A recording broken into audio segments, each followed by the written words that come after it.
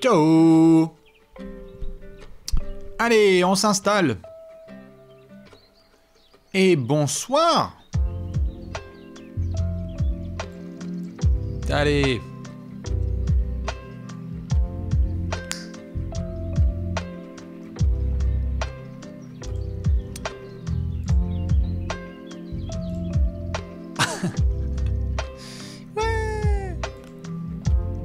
Allez, on s'installe gentiment et on va pouvoir démarrer ensemble.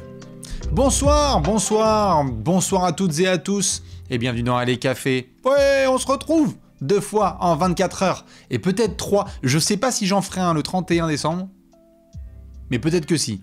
Peut-être que oui, peut-être que non, peut-être même le 1er janvier.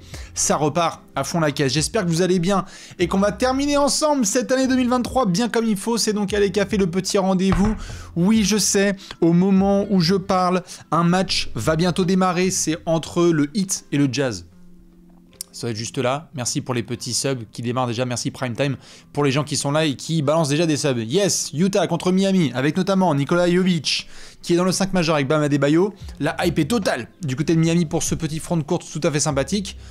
Nous, on va pas regarder ce match pour le moment. On regardera la deuxième mi-temps. Enfin même, j'ai envie de dire la fin de troisième quart et le money time. Parce qu'avant ça, on va se faire un Allez Café ensemble. J'espère que vous allez bien et que le week-end démarre bien comme il faut. Que vous allez passer un super réveillon ce dimanche soir. Pas de bêtises, j'espère, avec évidemment les substances à boire. Ce qui est sûr et certain, c'est que moi je vais être là pour parler d'actualité et forcément de ce transfert qui vient d'avoir lieu dans la soirée, là, incroyable, entre les Knicks et les Raptors. On va revenir sur ce transfert de monsieur OG Anunoby, notamment avec RJ Barrett et monsieur Emmanuel Quickley. On va revenir sur tout en détail, en long et en large, donc je vous laisse vous installer.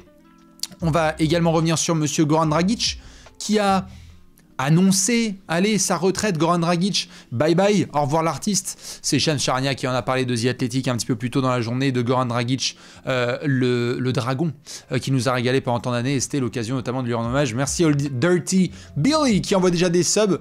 Je vous laisse vous installer tranquillou, j'espère donc que vous allez bien. Si vous êtes en direct, eh bien j'espère que vous êtes bien installés. Si vous êtes en replay, eh bien j'espère que votre dimanche démarre bien comme il faut. On va procéder comme d'hab, de la bonne manière.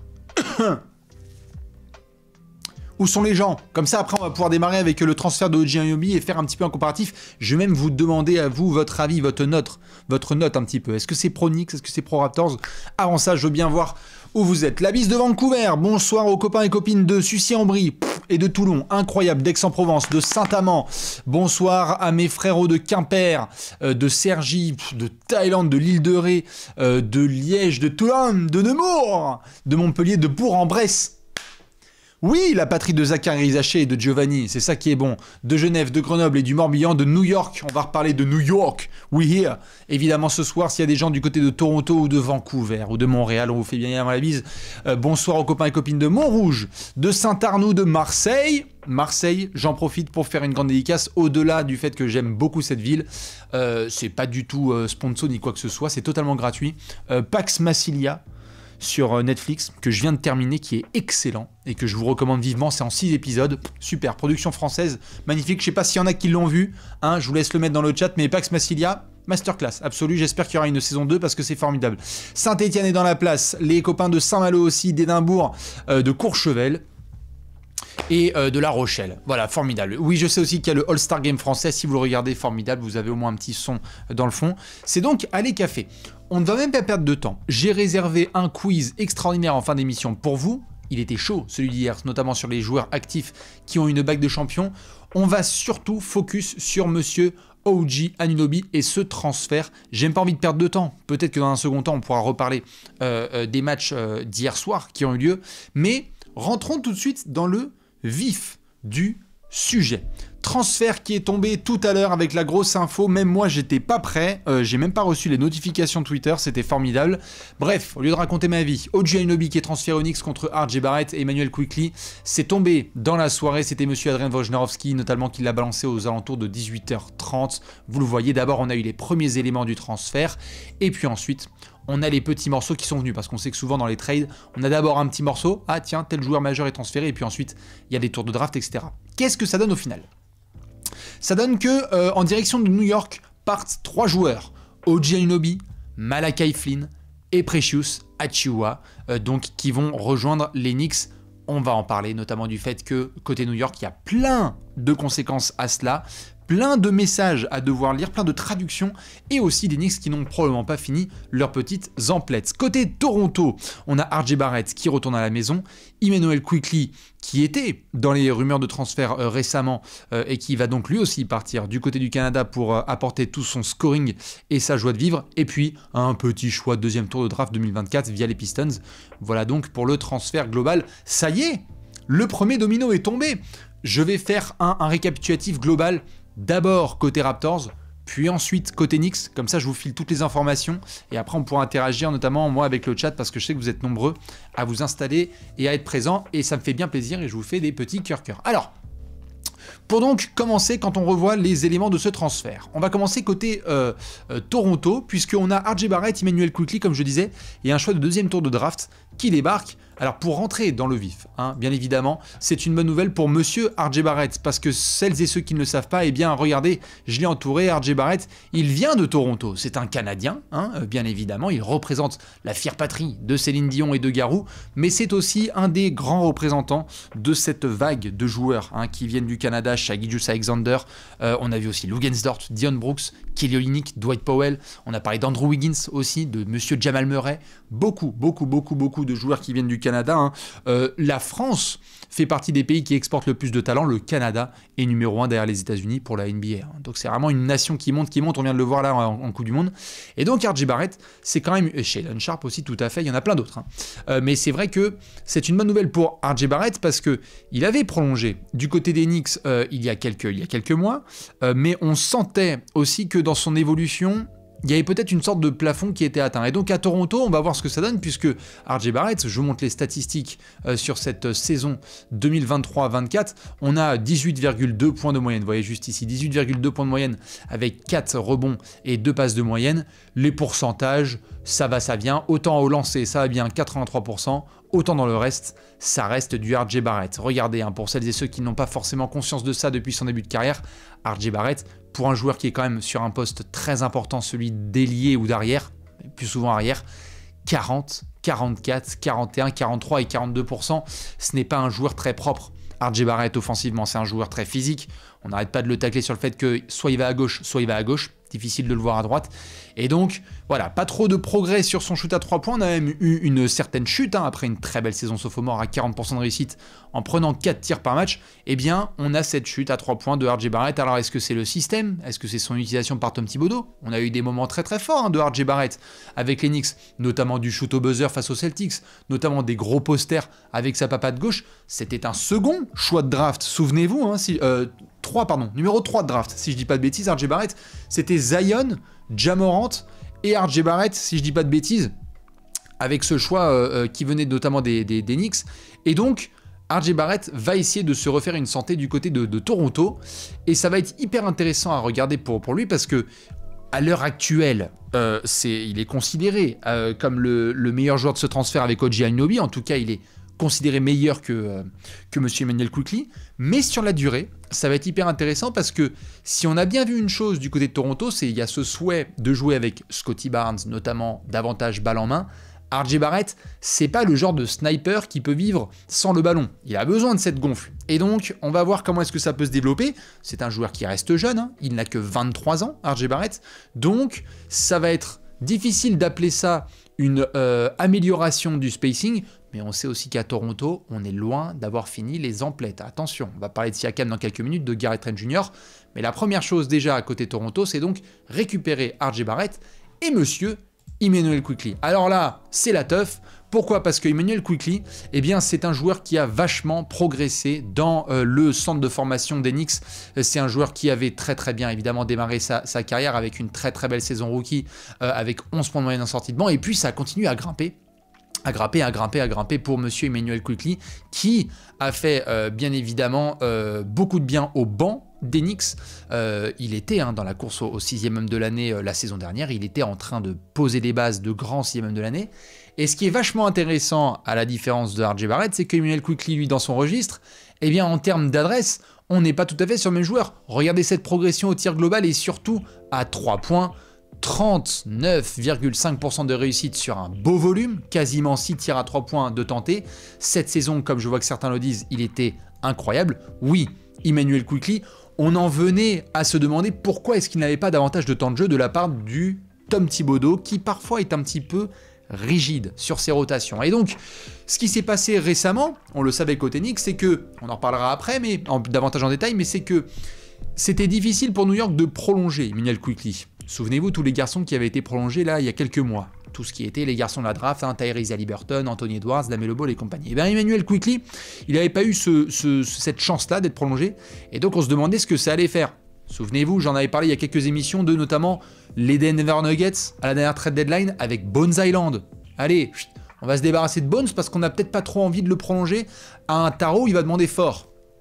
Les Nuggets ont eu raison, ils ont été champions quelques mois après. Alors je ne dis pas que ce trade va permettre aux Knicks d'être champions dans 6 mois, mais ce qui se passe, c'est que du coup Toronto récupère bien évidemment un joueur fort, talentueux, jeune. Immanuel Quickley, lui aussi, il est très très jeune, il a 24 ans. Alors comme vous pouvez le voir, du coup il est quasiment du même âge, je crois que, comme je viens de le dire, que RJ Barrett, c'est ça, 24 piges 23 ans même RJ Barrett, purée de pommes de terre.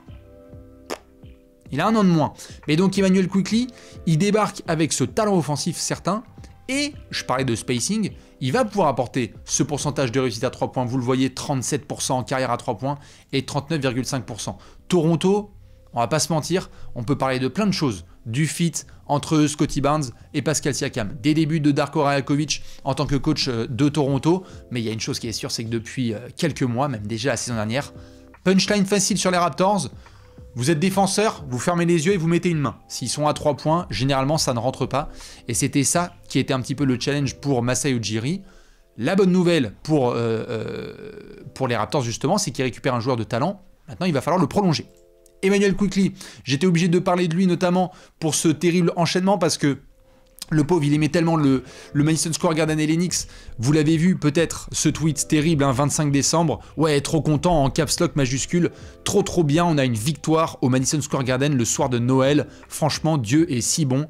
Et ouais, pauvre Immanuel Quickley, c'est aussi ça, la NBA et son business. C'est que des joueurs, c'est aussi mentionné dans leur contrat et dans les négociations et dans les discussions. Tu rentres à NBA, ouais, t'es peut-être pas cimenté là où tu veux. On avait parlé en début de saison avec Nicolas Batum qui était installé à Los Angeles. Merci, désolé, James Harden dans le package, direction Los Angeles, et Nico Batum qui doit se retrouver à Philadelphie, alors que notamment, il a sa famille, ses enfants et sa femme qui sont à Los Angeles. Du coup, Immanuel Quickley, il a été obligé de lâcher un gros oh my goodness sur Twitter, ça fait mal, c'est sûr et certain, mais, comme on va en reparler en détail, New York était dans l'obligation de devoir faire ce move pour ne pas avoir à prolonger un Immanuel Quickley qui allait certainement demander très cher. Du coup, pour Toronto, qu'est-ce que ça donne? Eh bien, ça donne que dans quelques heures, comme vous pouvez le voir juste sur le bandeau, ici, il y a un match très important, même dans quelques minutes, c'est dans 3 quarts d'heure. Les Raptors, qui sont en déplacement, du côté de Détroit, vont-ils battre les Pistons? Vont-ils battre les terribles Pistons? Les Raptors, eh bien ce soir, ils vont devoir tenter de battre l'équipe avec la plus longue série de défaites de l'histoire de l'humanité. Avec ses effectifs, on a toujours Scottie Barnes qui est là, on a Pascal Siakam qui est là, on a Dennis Schroeder, on a Gary Trent Jr., on a Jakob Poeltl. Donc sur le 5, on va juste peut-être intégrer Dennis Schroeder à la place de OG Anunoby, où on verra ce qui va se passer. Jalen McDaniels qui a été bon, notamment sur le match précédent, si je dis pas de bêtises, contre Boston. Et donc... derrière, t'as Chris Boucher, t'as Grady Dick, t'as Otto Porter Jr. et t'as Thaddeus Young.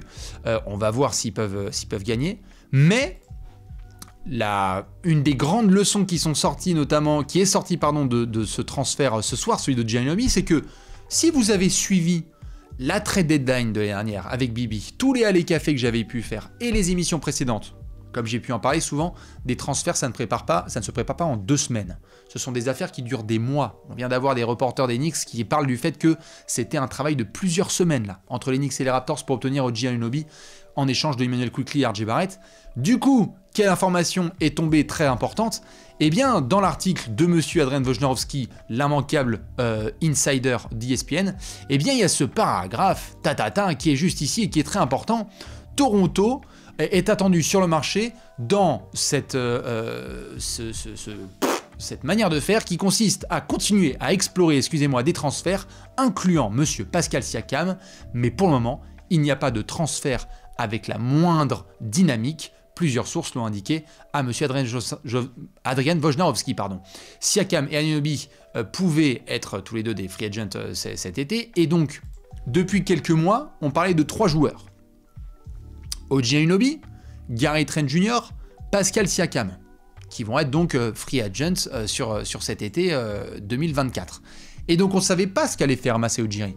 On a même eu une punchline qui a été balancée par Adrian Wojnarowski et plusieurs insiders qui disaient il y a quelques mois: on n'en sait foutre rien de ce qui se passe à Toronto, Masai Ujiri planque toutes les infos, même les reporters de Toronto se faisaient des petits criss-cross en mode toi t'as entendu ça, moi j'ai entendu totalement l'inverse. C'était pas mal le bazar, on va pas se mentir, c'était assez compliqué de pouvoir couvrir les Raptors, parce qu'il n'y avait pas beaucoup d'infos concrètes qui tombaient de manière régulière et de la part des mêmes sources. Et donc du coup, on s'est dit comment ça va se passer à la trade deadline. Parce que là, la trade deadline, ça va être le 9 février, je crois, et ce sera commenté évidemment sur votre canapé préféré. Et donc on voulait voir qui allait partir en premier. Moi j'avoue, je m'attendais pas à ce que ce soit OG Anunoby en premier. Mais en termes de valeur, c'est celui que tout le monde voulait. Et on en reparlera d'ailleurs côté Knicks dans quelques minutes.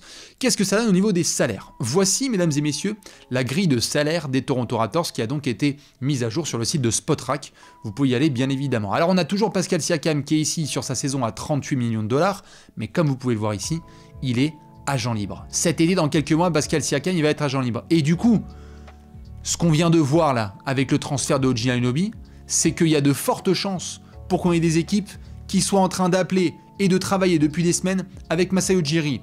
3 franchises qui ont été mentionnées en pole position. On nous a parlé évidemment des Warriors, mais on a parlé aussi des Kings et on a parlé des Hawks qui font partie de ces équipes hyper intéressées. Il y en a qui mentionnent dans le chat, je vois Miami. Et justement, je vous pose la question à vous, puisque vous me rejoignez maintenant, donc bonsoir à ceux qui m'ont rejoint. Pascal Siakam, dans l'idéal, vous l'envoyez où? Oui, il y a les Pacers aussi qui ont été mentionnés, Dallas dans un autre registre. Si vous vouliez l'envoyer dans une franchise idéale, ce serait où? Est-ce que c'est justement ceux qui ont été mentionnés? On me parle de OKC. Alors attention, ça veut dire que OKC, on se posait la question récemment de voir est-ce qu'il faut accélérer le process? Moi, je jouais plutôt la carte de la patience vu comment ça se développe bien. Il y en a qui me mentionnent Miami. Super, comme profil, Siakam à Miami. On pourra voir ce que ça donne avec en plus la hit culture, ça irait parfaitement. Sacramento fait partie de ces franchises hyper intéressées parce qu'on le sait, hein, Sacramento, ils ont certes monsieur Domantas Sabonis qui fait le travail intérieur, on a certes l'excellent développement de Keegan Murray, mais Siakam c'est quand même un mec, faut pas déconner. Hein. Siakam c'est le 2e meilleur joueur d'une équipe qui va jusqu'au titre, et là il nous fait des saisons de top 3, top 4 ailier fort de toute la planète régulièrement. Il s'est développé dans le playmaking, il est trop fort au scoring. Quand il se bouge et qu'il est motivé, il apporte évidemment en défense de manière régulière. Siakam, c'est très très fort. Je vois qu'en tout cas, il y a plein de destinations qui sont mentionnées sur Siakam. Ça veut dire quoi? C'est-à-dire que si nous, on est déjà en train de se poser cette question-là, et que Adrian Wojnarowski nous dit que les Raptors sont dans cette dynamique de vouloir explorer des transferts, attention, les 6 prochaines semaines. Toronto n'a pas fini son business. Gary Trent Jr., on en a parlé là, il avait été utilisé bizarrement de la part notamment de son coach Darko Rajakovic sur ce début de saison. Là on le voit, il a réintégré le 5 majeur. Donc on va voir ce que ça va pouvoir donner au niveau de son efficacité au tir et de ses tickets de shoot. Mais donc Toronto n'a pas fini. Et c'est en ça que lorsque je vous montre l'effectif des Raptors, eh bien attention, parce qu'on pourra avoir d'autres joueurs qui bougent. Je crois qu'on en revient, en tout cas, côté Raptors, à cette question qu'on s'était posée, question de la mort sur les... Je sais plus si c'était la question de la mort, mais en tout cas, une des questions que s'était posée sur les 30 prix en 30 jours. La dynamique, elle est claire. Nick Nurse, au revoir. Fred VanVleet, au revoir. OG Anunoby, au revoir. On va très certainement dire au revoir aussi à monsieur Pascal Siakam. Les clés du camion, elles sont dans les mains de Scottie Barnes, avec très certainement un joueur comme Grady Dick dans son profil, c'est-à-dire sniper sur les ailes. C'était pas aussi anodin d'apporter ce genre de joueur parce que c'était un parfait complément. Emmanuel Quickly qui a été récupéré, c'est quand même, ça semble idéal sur le papier. aux côtés de Scottie Barnes. Et donc, il existe un scénar dans lequel on se retrouve dans 6 semaines, à la fin de la trade deadline, et cet effectif-là que vous voyez, eh bien, il a complètement changé. Et donc, on se retrouve peut-être avec Scottie Barnes, RJ Barrett, Immanuel Quickley, des petites pièces autour, et puis basta. Et puis basta. On va voir. J'ai l'impression, je suis un petit peu des avis qui sont balancés dans le chat, j'ai l'impression que le seul véritable intouchable à l'heure actuelle, c'est Scottie Barnes, ça c'est sûr et certain. J'ai l'impression que, on va voir dans le développement de Grady Dick, mais ils ont quand même envie, parce que c'est un top 15 choix de draft, hein, je crois, Grady Dick, donc ils ont quand même envie de voir, avant de marchander une pièce pareille, mais ça va être hyper intéressant de voir sur les 6 prochaines semaines quelle est la dynamique choisie par Masai Ujiri. Et c'est vrai que c'était un des aspects notamment dont je parlais sur Twitter, pour celles et ceux qui ont peut-être vu la fournée de tweets que j'ai balancé. C'était important que Masai Ujiri il soit agressif sur le marché parce que récemment, Kyle Lowry, il y a eu un transfert contre Goran Dragic, Precious Achiuwa et puis basta, hein, entre guillemets. Hein. Même s'il y a eu des petites contreparties de draft pick, mais c'était pas énorme. Fred VanVleet, Peanuts. Marc Gasol, Peanuts. Kawhi Leonard, il est parti contre Walou. Et Serge Ibaka, je crois que c'était pareil. Du coup, Masai Ujiri, qui a été vachement applaudi, et à juste titre, pour le travail qu'il a fait il y a quelques années avec les Nuggets, puis ensuite avec les Raptors, c'était un peu quand même tendu. Et c'est bien que Masai fasse ce boulot-là et ce transfert, parce que Immanuel Quickley, je pense, va être un des grands vainqueurs de ce transfert. Je pense qu'on n'est pas prêt. Je pense que la NBA n'est pas prête pour le leap Immanuel Quickley. Je pense que ça peut être un joueur qui peut aller chercher les 20 points de moyenne facilement dans les prochaines semaines. Vous savez, on voit souvent en fin de saison des joueurs qui cartonnent à fond les ballons. Je ne serais pas étonné que Immanuel Quickley et Scottie Barnes, ce soit un combo qui plaise vachement aux Raptors. Donc à surveiller de très très près. Mais côté Toronto, en tout cas, c'est une assez belle affaire, je trouve. OG Anunoby était un contrat expirant. Il allait très certainement partir, parce que c'était un joueur qui a été demandé par toutes les franchises NBA, hormis les Raptors. Enfin, même les Raptors pouvaient le conserver, mais c'était un peu compliqué. Et donc, du coup, tu te retrouves avec Immanuel Quickley, qu'il va falloir prolonger, parce que c'est ça que je me permets quand même d'ajouter, si on l'a là, ouais, je vous montre le reste du tableau. Côté Raptors, c'est qu'on a Pascal Siakam qui est ici, on a RJ Barrett, comme vous le voyez, qui a été prolongé sur plusieurs années, on a Jakob Poeltl qui a été prolongé cet été pour plusieurs années, et puis on a derrière Gary Trent Jr. qui lui va être agent libre, donc suivez mon regard, trade deadline à surveiller. Est-ce que Gary Trent Jr. va avoir une extension de contrat de la part des Raptors, ou est-ce qu'il va suivre le même chemin que OG Anunoby et potentiellement, même probablement Pascal Siakam? Et puis derrière, Dennis Schroeder, lui, il a été signé cet été. Chris Boucher, ça a été retenu il y a quelques mois. Scottie Barnes va faire partie, vous le voyez là, de cette clique avec les Evan Mobley, probablement Kate Cunningham, malgré les désastres chez les Pistons. L'été prochain, c'est la draft 2021 qui prend son tarot. Donc, Scottie Barnes, on va voir Franz Wagner aussi qui va devoir être prolongé. On a Jalen Suggs côté Orlando aussi. On va avoir Moses Moody et Jonathan Kuminga du côté de Golden State. Tous les garçons qui sont dans les hauts draftés là, de cette draft 2021. Il va falloir prendre des décisions. Et du coup, c'est vrai qu'on va suivre comment ça se passe pour Monsieur Immanuel Quickley, puisque comme je vous l'ai dit, il va être agent libre restreint cet été. Et pour ceux qui n'ont pas forcément la connaissance de l'agent libre restreint, je sais que la plupart vous savez ce que c'est, mais je fais quand même un rappel pour les novices qui nous rejoindraient, qui montraient dans le bateau Trash Talk et NBA ces dernières semaines. Agent libre restreint, cet été, Immanuel Quickley, s'il n'est pas prolongé par les Raptors, pourra avoir la possibilité de signer avec un contrat avec n'importe quelle franchise, et les Raptors auront le droit de matcher ce contrat. Donc soit il y a une équipe qui met un contrat de fou furieux, et les Raptors décident de ne pas matcher. J'y crois pas. Je pense qu'ils vont même pas prendre ce risque et qu'ils vont prolonger Immanuel Quickley dans les prochaines semaines. Donc voilà ce que ça donne avec donc Grady Dick qui a été récupéré à la draft récemment.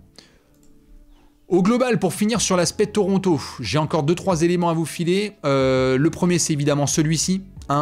Cette photo, souvenez-vous. Kyle Lowry, Fred VanVleet, OG Anunoby, Norman Powell, Serge Ibaka, Marc Gasol. Ce sont, avec Kawhi Leonard, les grands artisans du titre récupéré par les Raptors en 2019. C'est terrible. Il ne reste plus que Pascal Siakam et bientôt lui aussi il va avoir droit au sort de Thanos. Il va devoir exactement claquer des doigts et envoyer Pascal Siakam ailleurs. Parce que comme vous l'avez dit dans le chat, ça peut aller de Golden State à Indiana en passant par Sacramento dans tous les sens. C'est un petit peu compliqué pour pour notre ami Pascalou. Une petite note sur 10. Je vous laisse me donner, pour vous, les Raptors par rapport à leur situation. Ils avaient donc OG Anunoby qui allait être agent libre. Donnez-moi une note sur 10, côté Raptors, de ce transfert. Quelle note vous donnez? Je regarde un petit peu, on me dit des 7 et des 8, là pour commencer. On est voilà, sur plutôt un 7-8, j'ai l'impression. 8, 7, il y en a qui me mettent 10, formidable. Alors je sais pas si c'est un trade parfait, mais c'est vrai qu'on est pas mal. 7, je crois qu'on va s'accorder sur un 7. Hein. J'ai l'impression que le chat, voilà, parfois descend à 6 et monte à 8. On aurait pu, je vois que certains mentionnent, aller chercher un meilleur pick de draft. Et ça, on va en parler côté Knicks. Très très belle affaire d'avoir lâché 0 choix de draft dans ce trade. Mais allez, c'est entre des 7 et des 8 exactement. Donc, on va partir sur cette moyenne à peu près de 7, 7,5. Et on va pouvoir basculer sur nos amis les Knicks. Petite lampée protocolaire pendant ce temps-là. Et vous êtes nombreux avec Bibi ce soir. Pendant que je regarde si le score, il se met... Est-ce que le score se met à jour? Je vois qu'il y a des subs. Merci aux copains et copines qui envoient des subs. Est-ce que le score du 8 et du Jazz se met à jour? Ouais, il y a 15-13 pour Utah. Formidable. Formidable. Allez. On regardera la suite avec le match évidemment de Miami et de Utah et comment ça fonctionne pour Nikola Jovic avec Bam Adebayo. On va partir du côté de New York. New York, we here. Parlons des Knicks. Déjà, y a-t-il des fans des Knicks qui sont dans le chat? J'en connais 2-3, mais déjà je veux voir si les fans des Knicks sont chauds parce que j'ai l'impression qu'il y a une belle petite hype là depuis quelques heures sur nos amis Knicks. Ouais, yes, ouais, présent, yes sir, incroyable. Alors déjà, gros flex personnel pour peut-être ceux qui savent pas, mais j'en parlais un petit peu hier. Dans un mois tout pile, tout rond, le 30 janvier, je pars avec Ben de l'équipe Trash Talk et 70 membres de la commu pour le tout premier voyage Trash Talk. On sera notamment à New York pour aller voir le match des Knicks face aux Lakers. Et là, ça y est, on rentre officiellement dans la période des transferts. Je n'ai aucune idée des Knicks qui seront encore présents dans quelques semaines. J'ai aucune idée des joueurs des Lakers qui sont présents. Mais ça y est, un transfert qu'on discute aujourd'hui, eh bien il a un impact puisque dans un mois, j'irai le voir et on ira notamment voir aussi, si vous n'avez pas vu l'info, le retour de Kevin Durant à Brooklyn. 2 matchs, Knicks-Lakers au Madison Square Garden, puis Nets, et même avant ça, c'est Nets-Suns avec le retour de KD avec Devin Booker et on l'espère Bradley Beal qui sera sur 2 jambes. Bref, si vous n'avez pas vu l'info, allez checker et si tout se passe bien, il y aura d'autres voyages Trash Talk. Alors, côté New York, on récupère OG Anunoby, Malachi Flynn et Precious Achiuwa. Alors évidemment, on va pouvoir détailler tout ça petit à petit, mais déjà la première chose, c'est que c'est officiel, le visuel, il est tombé, ça y est, c'est bon, on a monsieur OG Anunoby qui va rejoindre les Knicks. Alors, très grand coup de la part des Knicks, si je peux me permettre, sur le papier. OG Anunoby était désiré par quasiment toutes les franchises NBA possibles, imaginables, et même des équipes de basket dans tous les coins du monde. 3&D, défenseur élite, capable encore de progresser et parfait coéquipier qui peut jouer 50 minutes. Tom Thibodeau et lui, ils vont se faire des Uber Eats H24. Ça va être incroyable. Donc du coup, chapeau. Tu as lâché 0 pick de draft. Ce qui était un peu important côté des Knicks parce que tu n'as pas envie de te débarrasser et d'envoyer à droite à gauche tous tes assets. On a vu par exemple les Wolves envoyer 7 picks de draft contre Rudy Gobert et on leur souhaite que ça marche bien. On a vu les Hawks envoyer 3 à 4 picks de draft contre Dejounte Murray. Et bien là, côté New York, tu n'as pas... Alors, oui, il y en a qui me disent il y a un pick de draft. Il y a un second tour de draft, et on le sait historiquement, il faut faire attention à ces seconds tours de draft, parce que tu peux avoir des Chris Middleton et des Nikola Jokic, mais quand même, c'est pas un premier pick de draft, un premier tour qui peut avoir très vite une haute valeur. Du coup, monsieur Anunoby débarque avec Malachi Flynn et Precious Achiuwa du côté de New York. Le premier élément que moi j'ai souligné sur Twitter, si vous ne l'avez pas vu, c'est le suivant, c'est que dans la NBA actuelle, c'est très difficile d'aller très loin sans un ailier élite sur un ailier défenseur élite. Donc un joueur sur les ailes qui est très fort sur l'homme. Et il suffit de voir les champions récents pour le confirmer. Vous l'avez vu avec Denver la saison dernière, incroyable taf qu'a fait AG sur tous les ailiers pendant les playoffs. Il y avait eu du Karl Anthony Towns, mais qui est un peu plus ailier fort au premier tour. On avait vu du LeBron, notamment en finale de conférence. On avait vu du Kevin Durant en demi-finale. Et on a vu aussi en finale NBA, lorsqu'il a fallu se coltiner, parfois du Jimmy Butler et parfois d'autres garçons. Ensuite, à Golden State, c'était formidable, notamment avec Gary Payton 2 et Andrew Wiggins. On avait des aides de Draymond Green et compagnie, mais c'est surtout Andrew Wiggins qui était envoyé au mastic. Souvenez-vous des fameuses punchlines pendant l'été sur Jason Tatum, qui avait dû se farcir Jason Tatum, monsieur Andrew Wiggins sur le short, et ça avait été un des éléments clés, un des facteurs X de cette finale entre les Celtics et les Warriors.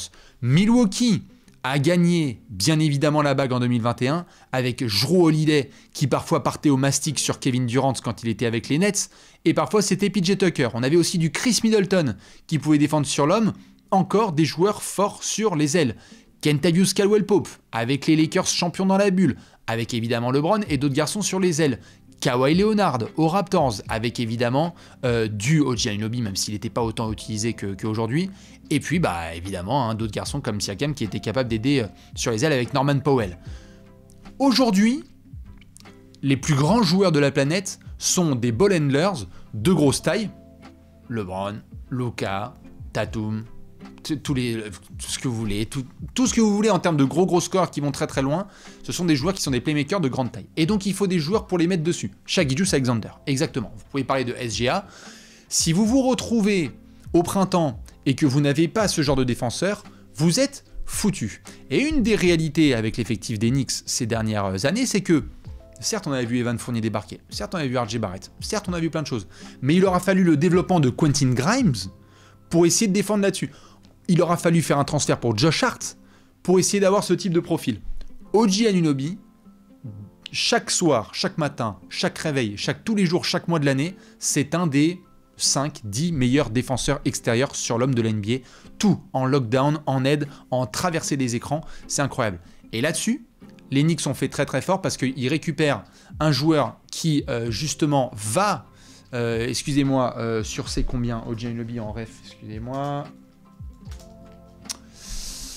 OG Anunoby, il a quel âge? OG Anunoby, il a 26 ans. Donc, les années prime d'OG Anunoby vont être dans l'effectif des Knicks. C'est beau, ça. 26, 27, 28, 29, 30 ans. Prime athlétique, prime de confiance, prime de tout. Et donc, ça valait le fait de se détacher de certains joueurs. On va parler notamment de Emmanuel Quickley et de RJ Barrett dans quelques secondes. Mais donc, du coup, la grosse acquisition, c'est ce côté valeur sûre. Je vois que vous le mettez dans le chat, c'est exactement ça, c'est valeur sûre. C'est le fait que OG Anunoby il soit ramené à New York et que tu sais que tous les soirs, tu vas avoir un défenseur élite à envoyer sur les Tatum de la conférence Est, sur les Donovan Mitchell. En attendant de voir si Donovan Mitchell, il rejoint évidemment les Knicks dans quelques mois. Ça, ce sera à surveiller. Et donc, combien de fois on l'a répété? Il faut une grosse défense pour gagner un titre. Et les Knicks, on avait parlé de Tom Thibodeau, super défenseur, malheureusement, depuis 2-3 ans, c'est plus l'attaque des Knicks qui fait kiffer, et la défense un peu moins. Alors une des tristesses, c'est qu'on ne pourra pas voir Mitchell Robinson jouer avec OG Anunoby, mais quelle perspective ça apporte par la suite. Si vous avez des line-up avec Josh Hart, OG Anunoby, Mitchell Robinson derrière, attention. Attention aux Knicks, qui en plus d'ailleurs pourront continuer à attaquer, parce que OG Anunoby, tu peux pas le laisser dans le corner, et évidemment, Mitchell Robinson, tu peux pas le laisser aller en l'air. Donc, super acquisition là-dessus. Je trouve que ça a été très très fort de la part de New York de le récupérer sans lâcher de pic de draft. Maintenant, on va reparler évidemment de Emmanuel Quickley et de RJ Barrett. Juste, l'effectif des Knicks, au moment où on en parle, oui, on va parler d'Evan Fournier, on va parler de Julius Randle, vous inquiétez pas. Juste, au moment où on parle, les Knicks, ils peuvent compter sur Jalen Brunson, OG Anunoby, Julius Randle, Josh Hart, Donte DiVincenzo, Isaiah Hartenstein, Malachi Flynn, Quentin Grimes, Precious Achiuwa et donc Evan Fournier en attendant un probable transfert, sachant que Mitchell Robinson est blessé. Cet effectif, c'est un effectif qui, pour le moment, ne va pas... Oui, il y a Jericho Sims aussi. Pour le moment, c'est un effectif qui ne va pas chambouler. Sims, je crois, si je ne l'ai pas foutu, c'est parce qu'il est blessé, non? Je vous laisse me confirmer, mais je crois. Cet effectif, c'est pas un effectif qui soudainement va faire transpirer la conférence Est. On vient pas de faire un transfert là qui a eu un effet sismique sur la conférence Est et sur les chances de remporter des titres. Je pense pas.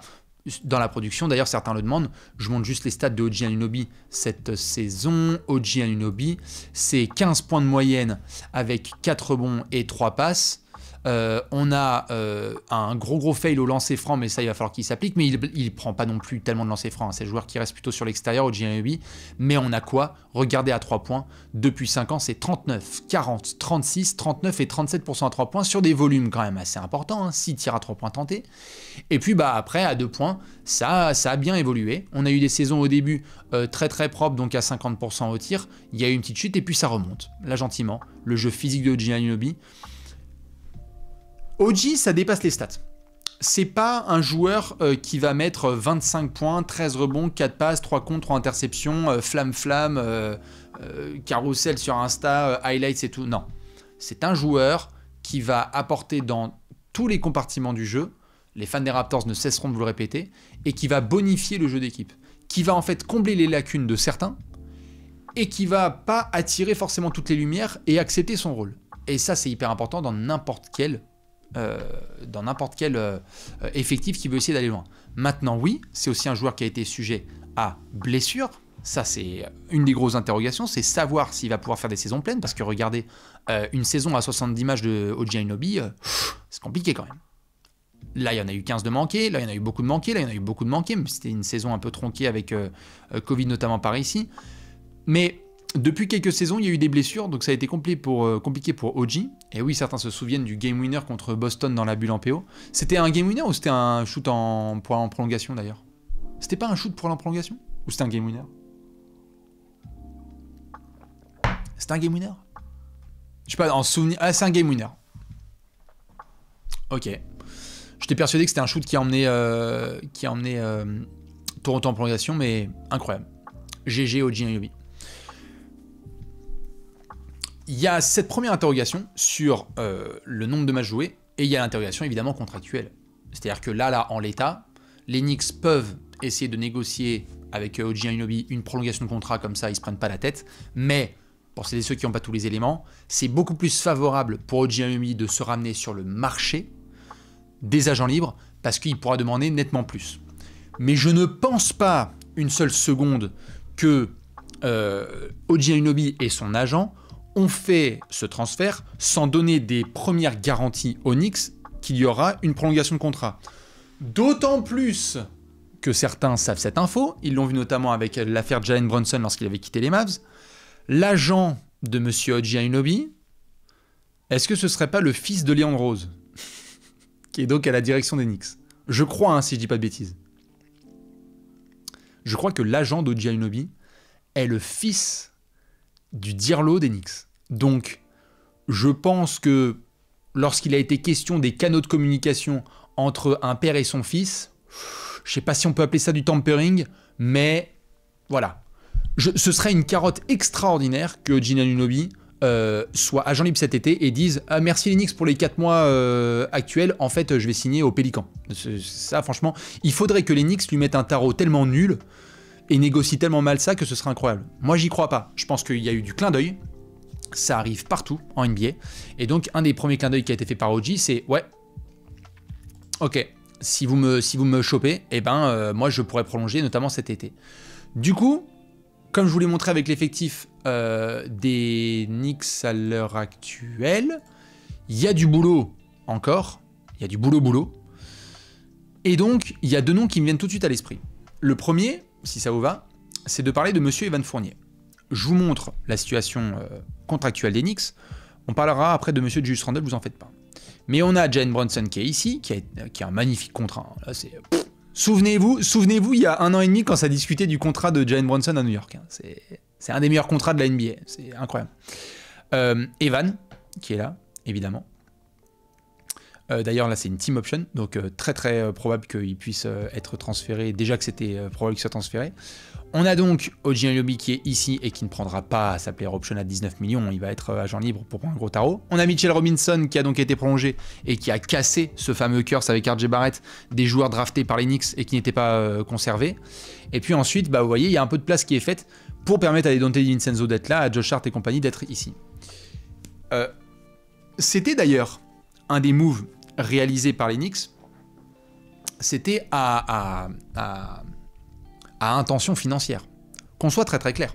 RJ Barrett avait été prolongé et on a atteint une forme de plateau. en termes de niveau de jeu. On peut dire ce qu'on veut, il a du talent, il est coché, super, mais tu sens que le mec va pas devenir un franchise player. Bon, là-dessus, pick 3 de draft, on sait ce qu'il devient. Immanuel Quickley, oui, c'est sûr, talent de ouf, et peut-être que les fans des Knicks vont regarder Immanuel Quickley devenir une dinguerie type Tyrese Maxey aux Raptors, et ce sera tant mieux pour lui, super, et il sera applaudi à chaque fois qu'il reviendra au Madison Square Garden. Mais, c'était important pour les Knicks de garder de la flexibilité. Donc, lâcher le contrat de RJ Barrett, qui avait été quand même prolongé au prix fort, et en plus de ça, ne pas prolonger Immanuel Quickley, qui était en demande de prolongation contractuelle et qui, auprès de toute la NBA, était un talent pur qui allait demander un gros contrat. Pour ces Knicks-là, qui n'ont pas non plus un plafond incroyable, il fallait faire un choix. Est-ce que tu gardes RJ Barrett et tu prolonges Immanuel Quickley, ou est-ce que tu payes au prix fort OG Anunoby? Moi, j'ai l'impression que la logique, elle est claire, moi je la valide. Tu prends OG Anunoby qui va avoir entre 26 et 32 ans à New York, et on vient de le dire, pour aller loin en NBA et notamment vers le titre, il te faut un ailier élite défenseur. Le choix, il est clair. Et donc financièrement, c'est de Evan Fournier qu'on peut parler maintenant. Parce que Evan, au moment où on parle, il vient quand même d'y avoir 2 joueurs de la rotation qui ont bougé en RJ Barrett et Immanuel Quickley qui étaient sur le poste. Vous pouvez dire 2, vous pouvez dire 3, vous pouvez dire 2, 3, 1. Mais bon, c'est des joueurs qui prenaient de la place. Moi, j'ai pas l'impression que soudainement, Evan va avoir 25 minutes par match. J'ai l'impression qu'il est malheureusement tenu en laisse par Tom Thibodeau et son staff, et qu'il va avoir probablement du temps de jeu, un petit peu, parce que là notamment ça manque de monde, mais je crois pas qu'il va y avoir de révolution. Est-ce que selon vous, oui ou non, la réponse est très simple, est-ce que selon vous, Evan Fournier va être transféré dans les prochaines semaines, ou est-ce qu'on va devoir encore attendre que les Knicks passent toute la saison et voient ensuite quoi faire avec Evan Fournier, puisque je rappelle qu'ils ont ensuite une team option. J'ai l'impression qu'on est sur un oui assez clair, assez ferme. Et on me dit non, il est rincé, non, peut-être non, non, ils garderont son contrat pour un plus gros trade, on verra. Mais moi j'ai l'impression qu'on part plutôt sur un oui. Ça semble être d'évidence. Les Knicks n'ont pas fini leur business. C'est Yann Bagley, je crois qu'il le confirmait sur les réseaux en sortie de transfert de OG Anunoby. Je pense que Léon Rose et toute la clique sont en train de continuer à travailler au corps certains agents et certains managements parce que c'est pas fini. C'est pas fini. En termes de intouchables, j'ai l'impression en l'état qu'il y a Jalen Brunson, OG Anunoby, et derrière, j'ai l'impression que Josh Hart, pour le moment, fait partie des éventuels intouchables. Et après, y a des rangs numéro 2 et 3. Mitchell Robinson, j'ai envie de dire, avec le début de saison de fou furieux de Depoy qu'il faisait, je le mettais dans un intouchable.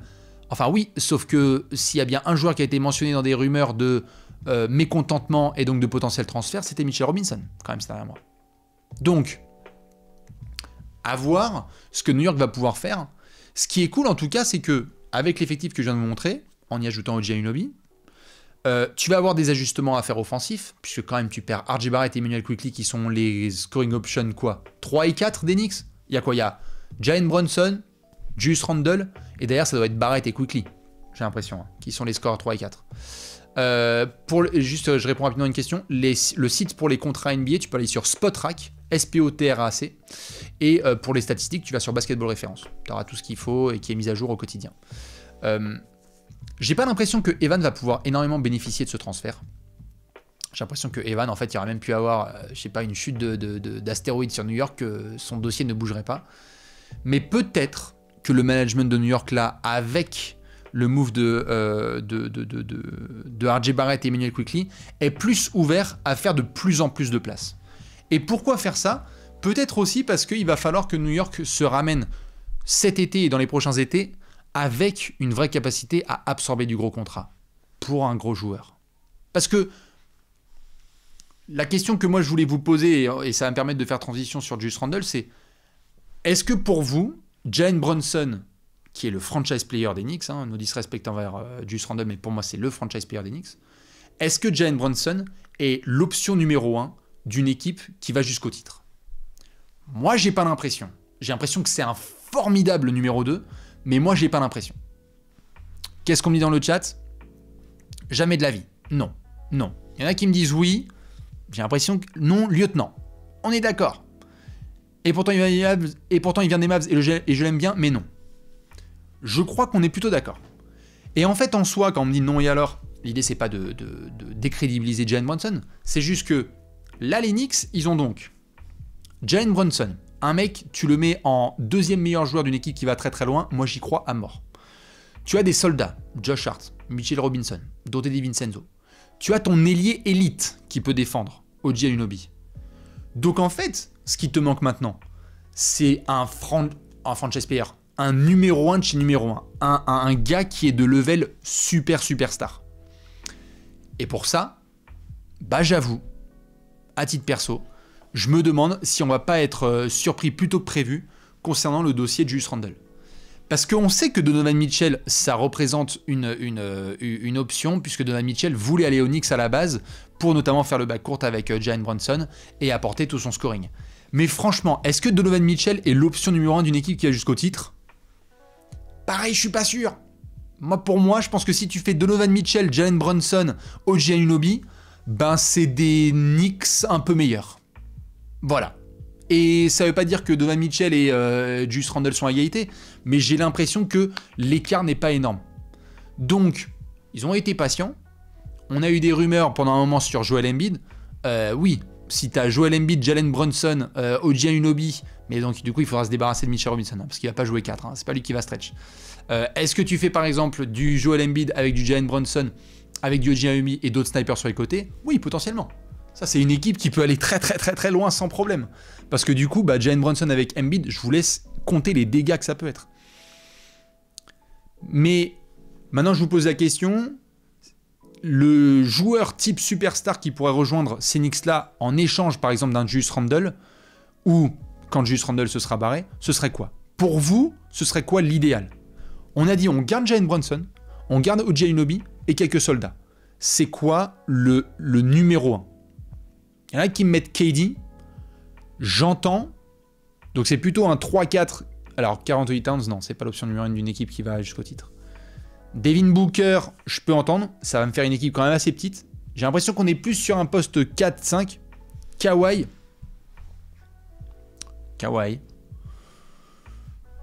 Paul George, je sais pas si c'est un numéro 1 d'une équipe qui va très loin. On me parle de Embiid, on me parle de Giannis. Giannis, je sais que ce serait incroyable pour les Knicks. Est-ce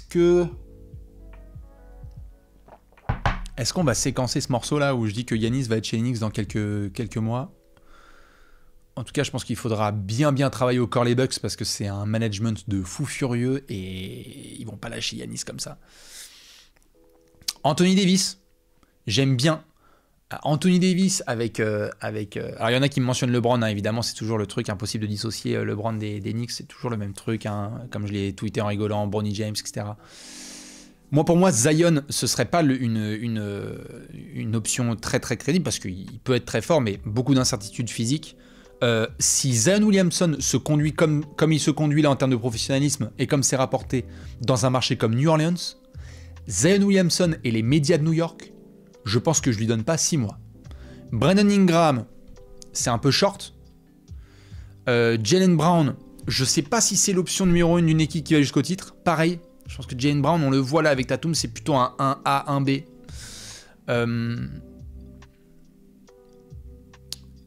Jimmy Butler, ce serait parfait, mais le problème c'est que là, Jimmy, il a l'air très bien du côté de Miami. Hein. C'est chaud.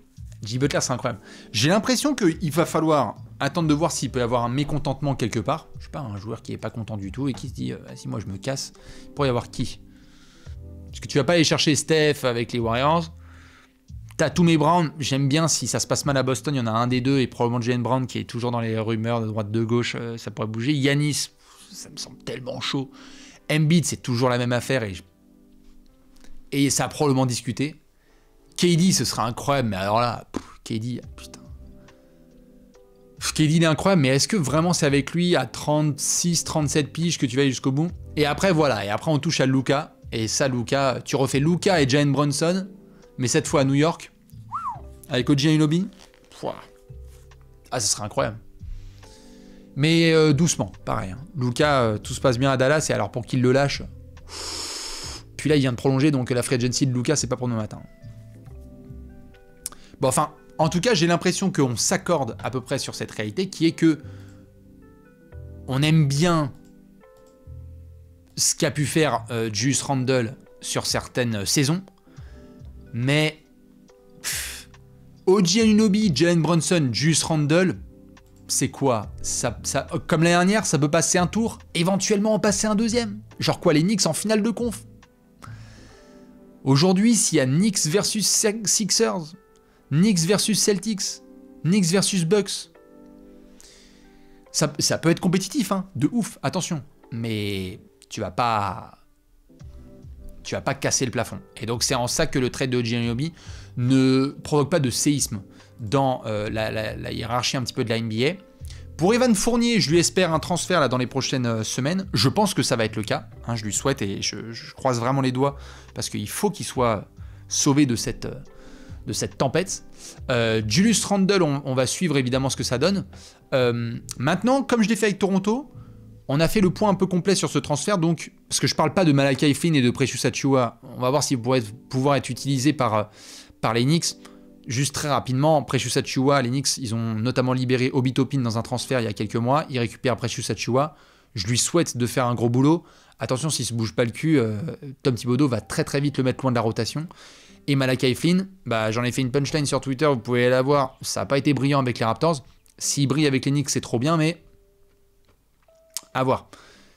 Si je vous demande, comme je l'ai fait avec les Raptors, vous aviez mis à peu près 7,5 de moyenne au trade pour les Raptors. Note sur 10 pour vous, concernant les Knicks, qui ont donc récupéré OG Anunoby, agent libre cet été, contre RJ Barrett et Emmanuel Quickley. Qu'est-ce qu'on me dit? Oh! Ah, je pensais... Ok. Mitigé. Tiens, c'est marrant. Mitigé, on me met.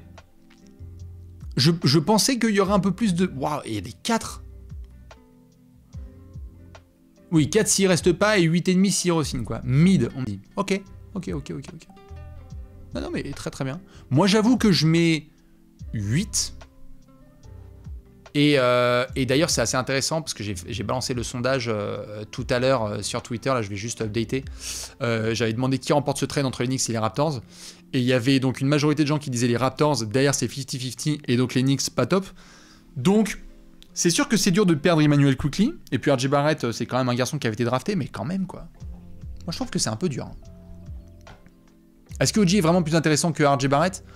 Je pense que sur l'échelle de l'excitation, les Knicks perdent parce que OG c'est moins fun, mais sur l'échelle du sérieux et des ingrédients intangibles qui font qu'une équipe est très bonne en NBA, les Knicks gagnent.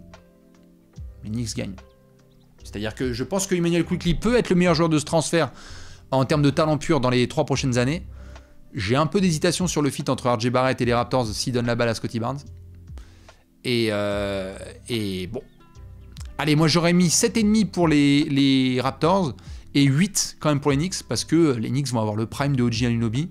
Donc ça va être un des meilleurs défenseurs de la NBA sur l'homme. Enfin, je pense que ça devrait bien se passer. Tout ce qu'il faut, c'est qu'il se blesse pas. Voilà. Et ça, on le sait, c'est un petit peu aléatoire en NBA. Voilà un petit peu pour ce récapitulatif sur les transferts. C'était un petit peu le gros steak de ce soir. Je voulais juste, avant de passer au quiz, faire 2-3 petites choses. Je vais faire évidemment les pronostics sur les matchs qui sont en cours ou qui vont avoir lieu ce soir, parce qu'il y a quand même les fucking Raptors qui vont jouer. Et puis juste avant ça, quand même, un petit hommage à notre cher LeBron, qui vient de fêter ses 39 ans aujourd'hui. LeBron a 39 ans. Putain. LeBron a 39 piges. Et LeBron tourne toujours à des stades de zinzin. Ne prenons pas ce mec pour acquis, s'il vous plaît. Je sais que quand souvent il y a des performances qui sont régulières, on a tendance à prendre les gens pour acquis. Je vous souhaite de voir LeBron James jouer au basketball.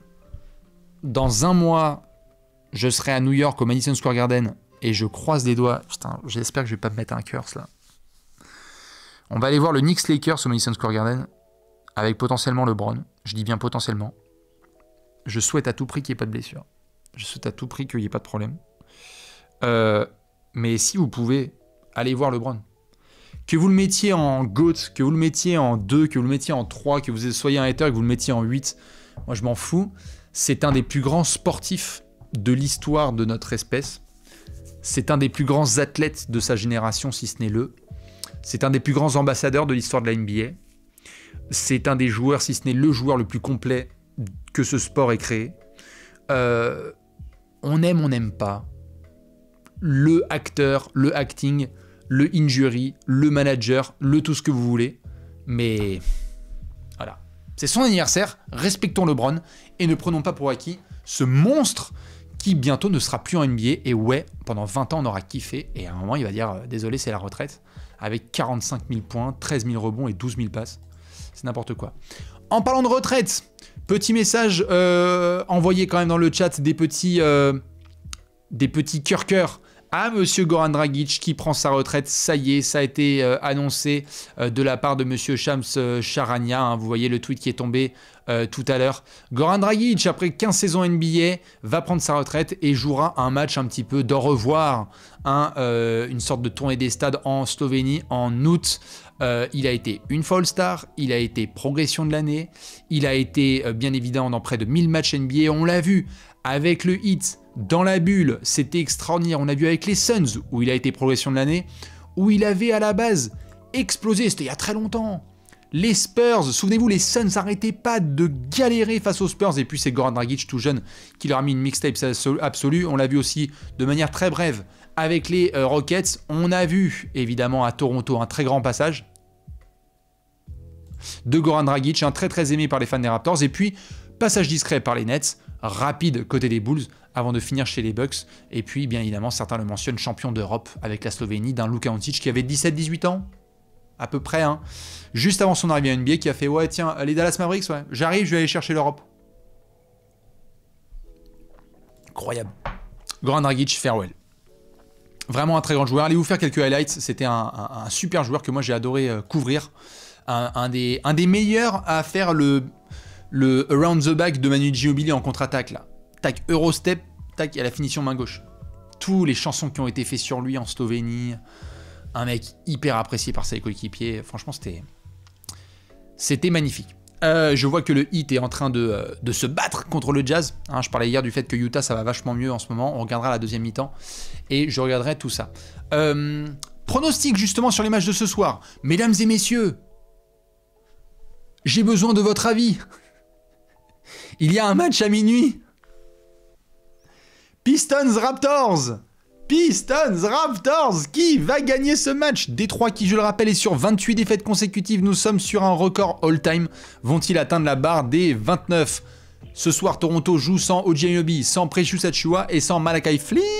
Il y a quand même du Scottie Barnes et du Pascal Siakam. Allez, les Raptors. Oh, est-ce que Kate Cunningham va encore nous faire une dinguerie? Je crois que Monty Williams vient d'annoncer qu'il voulait donner davantage de temps de jeu à James Wiseman.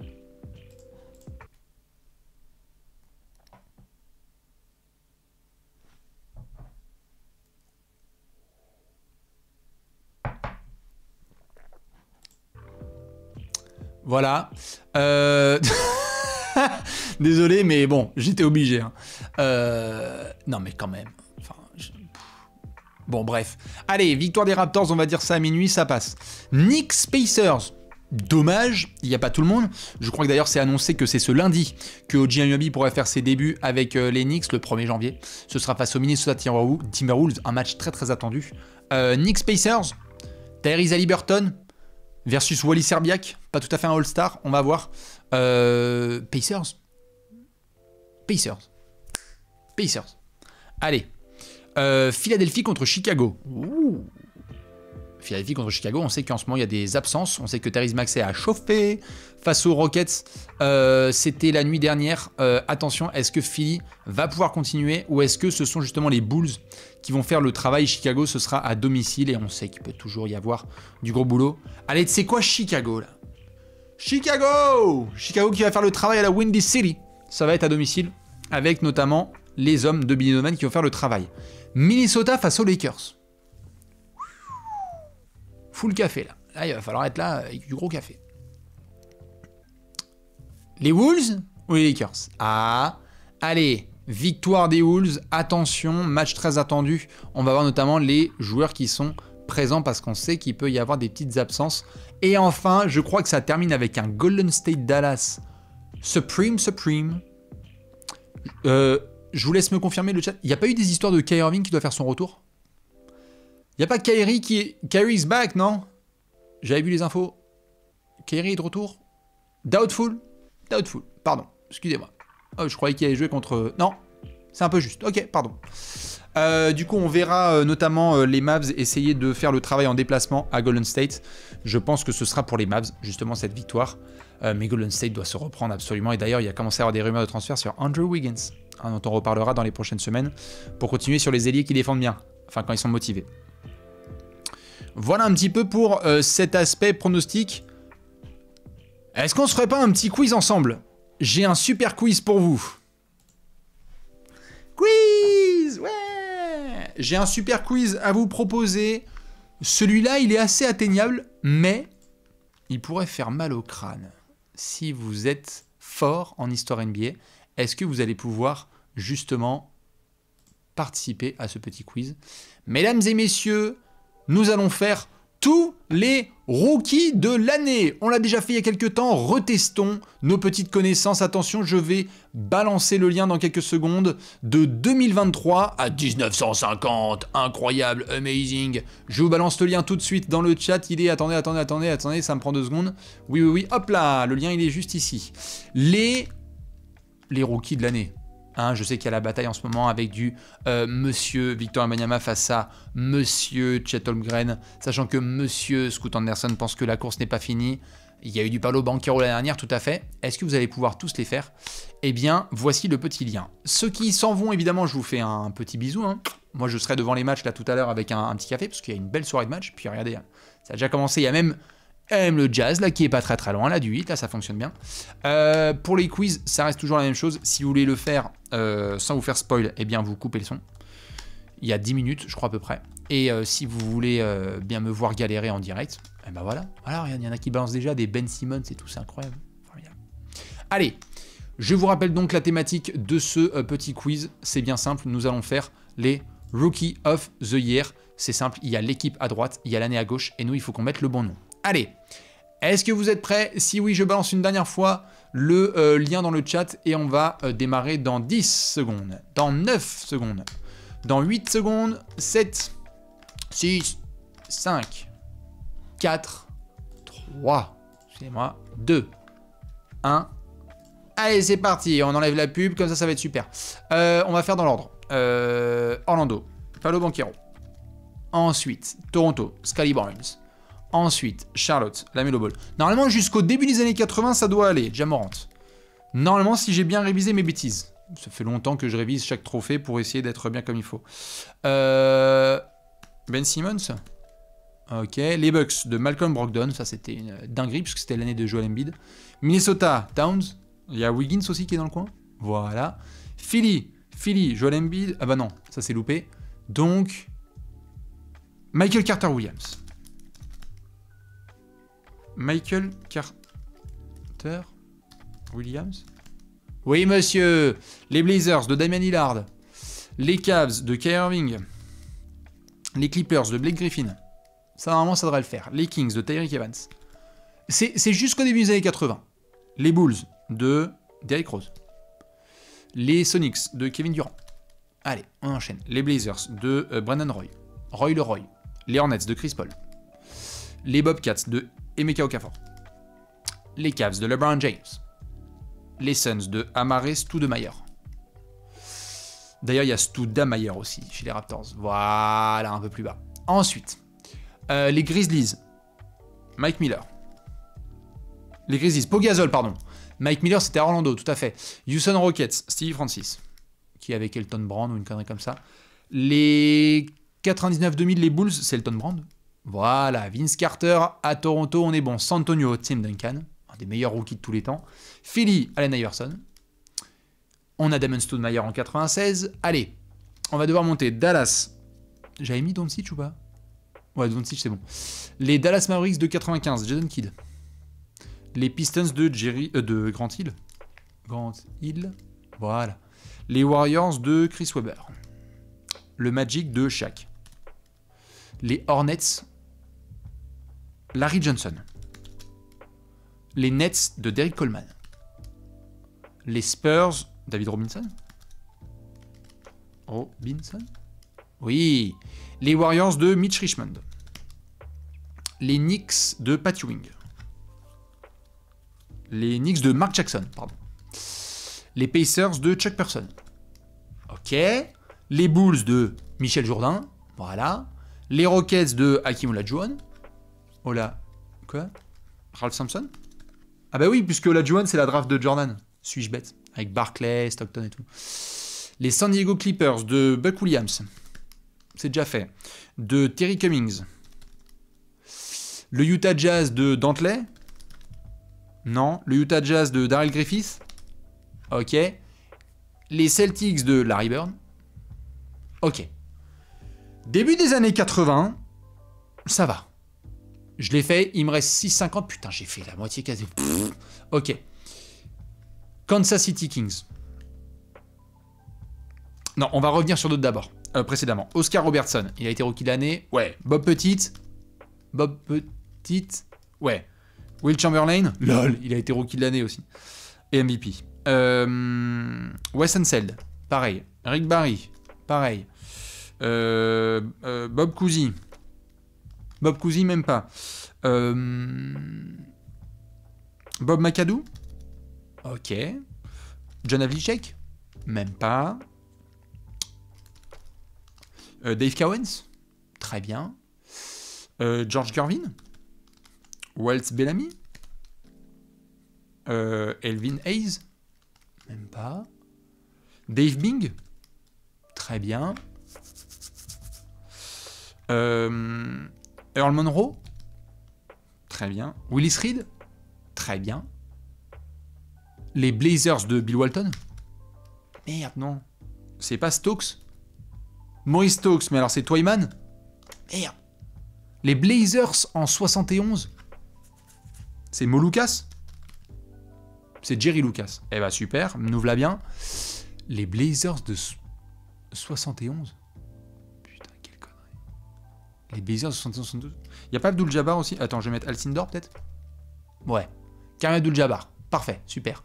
Merci. Les Warriors de 75. Putain, c'est quoi ce merdier encore? Un rookie?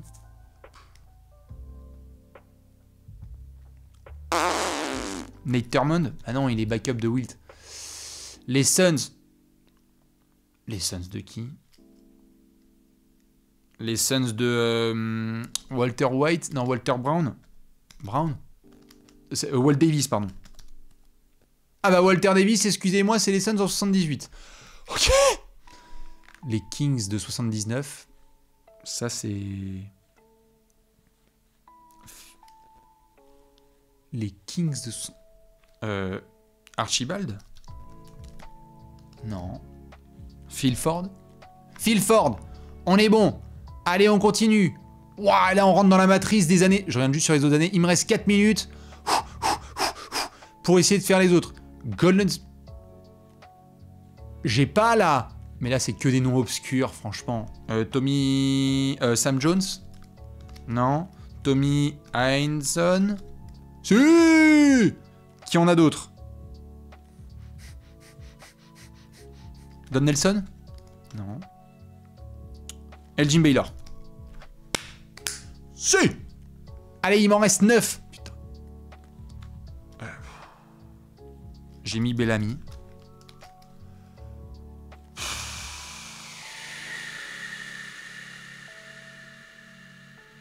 Oh, il n'y a pas...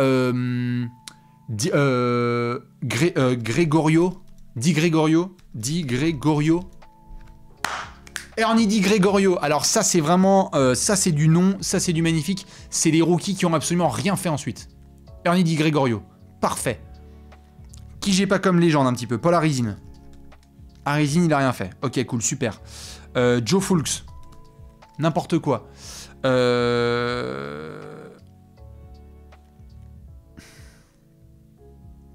Yardley. Non. Salisbury. Salisbury. C'est pas comme ça? Salisbury? Salisbury? Salisbury? Woody Salisbury. Ok. Ensuite, Allez, putain, les Zéphyrs de 63. J'arrive pas là, les Blazers. Les Blazers 71-72. C'est Hollins, Lionel? Non. McGuinness? Non. Il n'y a pas Terry Porter, il n'y a pas Clyde Drexler. Drexler, lol, c'est il y a plus longtemps que ça. Les Blazers de 71-72.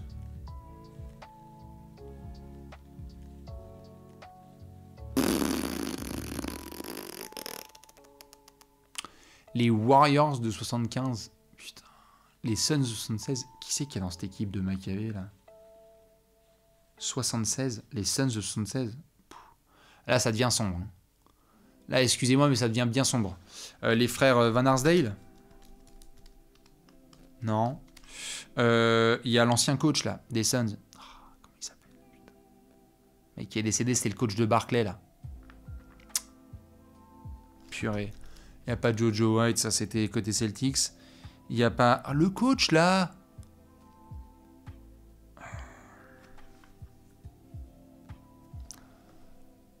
Désolé, je suis en train de bugger, là.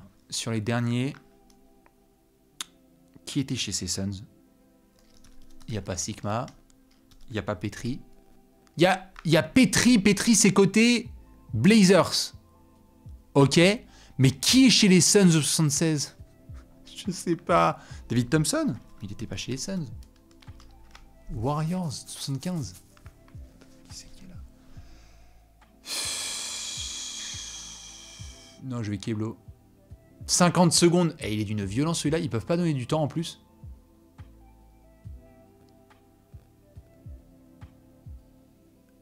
« 45 secondes. Je vais bugger. J'ai mis B. Walton quand même. Hein. Walton? C'est pas Walton. C'est qui alors?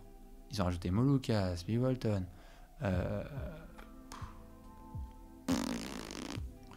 Les Warriors de 75. Qu'est-ce que j'en ai à foutre, moi? Il n'y a pas Jamal Wilkes? Yes, sir! Allez, au moins, j'en aurais eu un dernier. J'ai 10 secondes pour en mettre 5, c'est mort. Là, les derniers, allez, 7, 6, 5, 4, 3, Baltimore Bullets. Aucune idée. Je sais pas qui est là-haut, là. Ça doit être des mecs, ils ont inventé le basketball, quoi. Don, Menek, Ray Felix, Terry Dischinger, Sidney Wicks et Alvan Adams. Ok. Super. Vous avez fait combien? Ah, ça va, j'ai encore des beaux restes. J'ai pas tous les rookies de l'année dans l'histoire, mais j'en ai un bon 65 Domenech. Ah ouais, Domenech. Oh, incroyable. On a trouvé Raymond Domenech. C'est bon, ça. Raymond Domenech. Alors, combien vous avez fait? Il y en a qui mettent... Putain, 57, c'est beau, hein. 55, c'est beau aussi. 63, c'est magnifique. 37, la moyenne tout pile. Eh ben, c'est très bien. 17, c'est parfait. Tant que vous avez les récents, c'est très très bien. Mais j'avoue, 69, j'ai réussi à sauver un petit peu l'honneur. Si vous êtes sage, par la suite, on fera les MVP, les machins, les depoys et tout. Voilà. On pourra se régaler. Mesdames et messieurs, il est minuit 13. Ce qui va se passer, évidemment, c'est que je vais vous souhaiter une bonne fin de soirée. On va se retrouver sur Twitter. Parce que moi, normalement, le café, c'est bon. Et je vais regarder les matchs de ce soir. Et il y a notamment, comme vous le voyez ici, le Heat qui est en train de jouer contre le Jazz. Déjà, j'aimerais remercier chacun d'entre vous, les copains et copines qui étaient présents ce soir dans le live. Merci, comme d'hab. C'est vraiment très très chouette d'être avec vous en direct. J'espère que vous avez apprécié ce petit moment pour analyser le transfert de OG Anunoby à New York et de RJ Barrett et Emmanuel Quickley à Toronto. Plein de transferts à venir en NBA, ça y est. Le premier domino est tombé dans les 5 prochaines semaines jusqu'à la trade deadline. Ça va être une folie pure, il y aura plein de rumeurs. Faites attention à pas suivre toutes les rumeurs, on vous fera le petit tri bien évidemment. Merci aux copains et copines qui ont balancé des subs dans tous les sens. Si vous allez suivre les matchs, on se retrouve sur Twitter. Si vous allez vous coucher, eh bien je vous souhaite une très bonne nuit. Ceux qui sont à l'autre bout du monde et pour qui une journée commence, eh bien je vous souhaite un excellent week-end. Si vous êtes en replay sur YouTube, pareil. Juste un message, comme d'hab, faites attention à vous. 1, ne tombez pas malade. 2, faites pas les bolos. On est le 31, s'il vous plaît, faites pas de conneries. Je suis ni votre daron, ni votre daronne, mais on sait qu'il y a des gens qui parfois font pas hyper attention et on se retrouve dans des graves accidents. J'aime ma commu et je souhaite que chacun passe un 31 de qualité et rentre chez soi en toute sécurité. Donc voilà, faites attention à vous, s'il vous plaît, ça me ferait plaisir. Voilà, des gens qui s'aiment, tout simplement. Puis en plus, on pourra continuer à parler de basketball ensemble et ça, c'est très important. Merci comme d'hab à monsieur Léonce pour avoir mis le setup en place. Si tout se passe bien, demain, je ferai peut-être un hôtel et café, le dernier pour finir 2023, et peut-être que lundi, le 1er janvier, eh ben on sera aussi ensemble. Je sais pas, j'ai retrouvé un petit peu ma vibe, là, ma motivation. Il y en a en plus qui m'ont envoyé des petits messages de cœur en mode incroyable, 2 allées café 2 jours de suite. Ouais, j'aimerais bien retourner de plus en plus au studio pour faire un maximum d'émissions, donc voilà. On va se retrouver de plus en plus souvent et j'espère pouvoir tenir le rythme sur 2024 parce que ça sera trop bien. Je vous souhaite un très bon dimanche à ceux qui ne seront pas là demain soir. Merci encore à toutes et à tous. Vous étiez formidables, vous n'avez rien à changer. Vive les Knicks et les Raptors. On va suivre tout de suite évidemment la fin du match, la deuxième mi-temps entre le Jazz et le Heat et ensuite une très grosse soirée de NBA qui continue puisque les Pistons et les Raptors sont en train de jouer. Allez, des bisous, on se retrouve très vite sur Twitter. Ciao.